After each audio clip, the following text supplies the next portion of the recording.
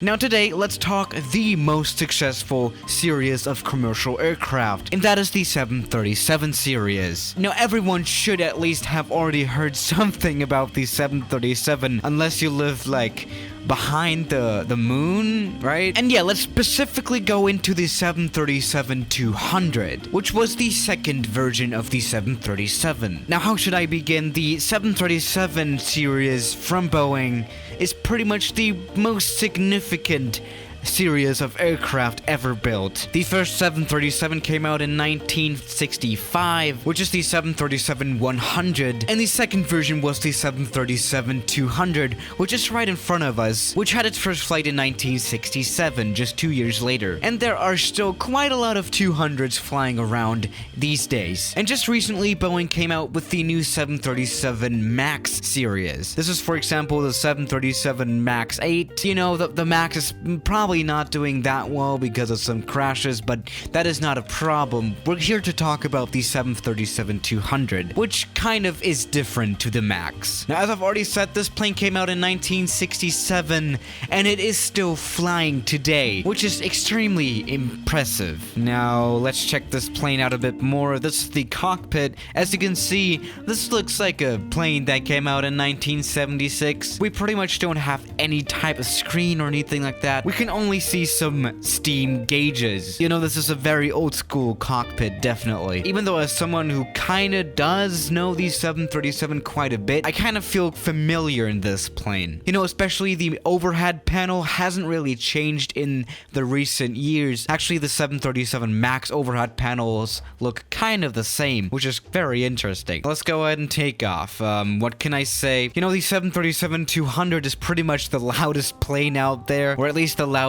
passenger plane. It is really loud. You know, with these old, very thin engines, especially compared to the modern engines that we have today. I mean, this aircraft flies, right? So that's kind of cool. Now, this was a successful takeoff. Talking about successful, this aircraft was pretty successful.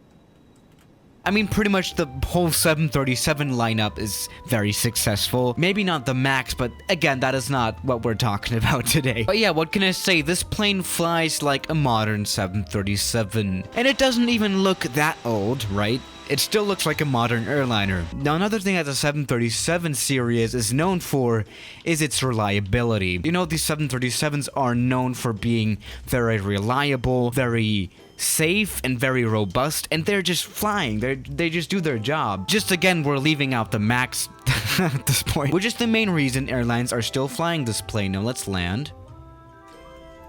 That was a good one. Yeah, maybe you have already seen this, but there are quite a lot of 737-200s flying around in the Canadian North, which is basically because they have rugged landing gear that can operate on gravel, which is the main reason they are using this plane in Canada. Now, as you might imagine, buying an old 737-200 is obviously cheaper than getting a brand new 737 MAX or a next generation. So you can see the 737-200 flying around in third world countries like the Middle East and some Asian countries as well. Now, operating old aircraft is not necessarily a bad thing, obviously. I mean, the 737-200, again, is very reliable and it just flies. So that is good. The 737-200 is quite safe, especially for its age. And so why not using this plane, right? You know, you can save money as well as an airline, especially again in a poor country. Now, I told you something about rough runways earlier in Canada. Let's actually try some rough runways or some short runways as well. Alright, we are spawned into the Canadian wilderness. We are somewhere between mountains. We're approaching the airport of Stewart. Now, that is a very, very small town and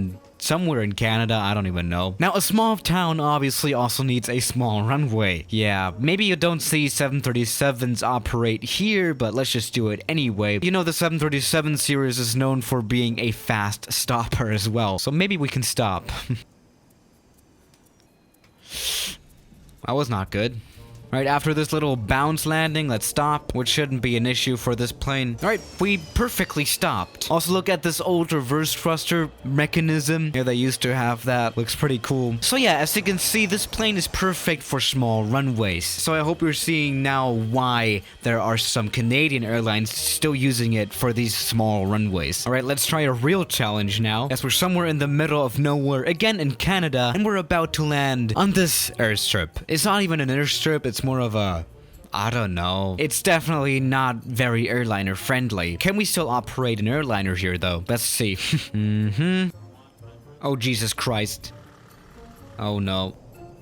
Yeah, that landing was not very good, I would say. I mean, that was kind of my fault, but yeah, that was not a good landing, and we kind of overran as well. Let's just ignore this landing. Yeah, this plane is perfectly usable on otherwise not usable runways. Now, yes, what can I say? It's great that we still see so many classic airliners flying around. You know, these planes are often older than the pilots flying the plane, and it's just nice to keep a piece of history flying. And you know, there are no safety concerns at all, so why not using the plane? And we're about to crash into some trees. Oh damn. Yeah, okay, yeah, maybe this is not ideal, but alright, that was a good takeoff, right? So yeah, it is pretty cool that around 50 of these aircraft are still flying around. So yeah, guys, tell me, would you fly on a 737-200? And I'll see you tomorrow. As always, good night.